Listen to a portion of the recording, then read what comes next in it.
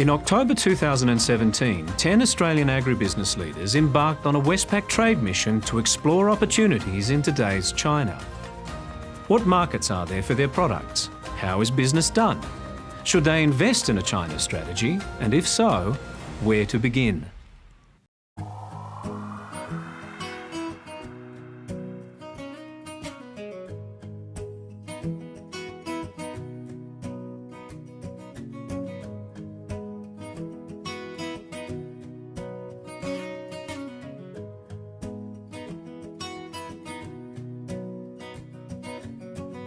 China was amazing. The scale of China is just incredible. The infrastructure in the country is amazing. The rail infrastructure, the road networks, the development of cities, it was extraordinary. Yeah. The importance they put on, I guess, social well-being and infrastructure projects drive a lot of employment was really quite good to see. The rail infrastructure, the road.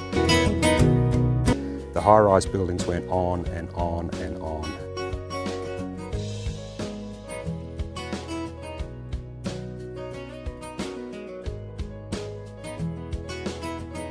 The cities, you contrast it to somewhere like Sydney or Melbourne. There's a lot of bigger buildings in China, a lot of bigger buildings in Shanghai.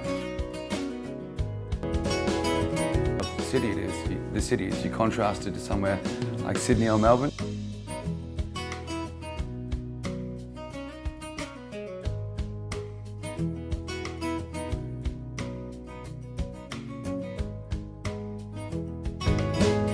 China, a lot of bigger buildings in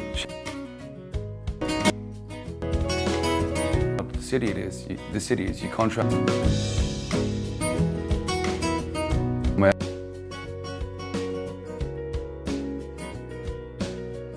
20 minutes beforehand, we were sitting in a 5-star hotel. The wet markets was one of my highlights. It was the matter of turning 2 streets and we were in a wet market area where I believe it was probably the real Shanghai. I was really impressed that there was so much connection with people's foods. We went to one section where the chickens and the ducks and the pigeons were all lined up alive, and the person would choose which one they wanted, and then it would go and summarily be killed and bled and then dunked in hot water and defeathered and handed up to the person who ordered that particular bird. So there is a true connection with their food and an understanding of the process.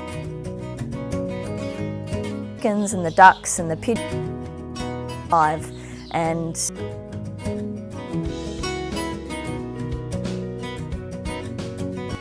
killed and Chengdu was a lovely city.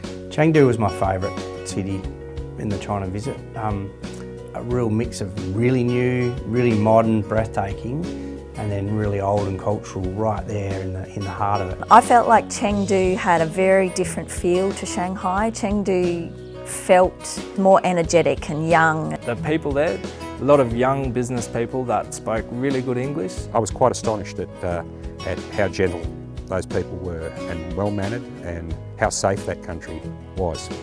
And cultural right there in the heart of it.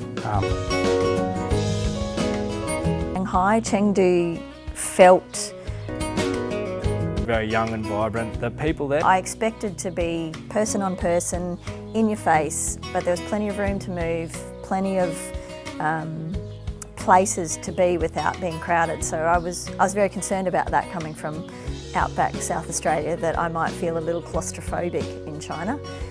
But I didn't have that experience. One of the cities we went to was Chongqing. Chongqing, wow, it's a huge city. We went out one night and looked across the river, and there was a whole new city which was not there when I was there previously. Chongqing blew me away. That was the biggest surprise. I cannot believe that is the biggest city in China, and I had never even heard of it. It's basically like flying to Alice Springs, and there's 35 million people there, and no one's ever heard of it. These cities virtually double the population of Australia in themselves. Have to be self-sufficient in terms of, but also sourcing the produce from Australia, from international trading partners. You go to China and you drink their beer and they've got really good beer, as long as it's cold.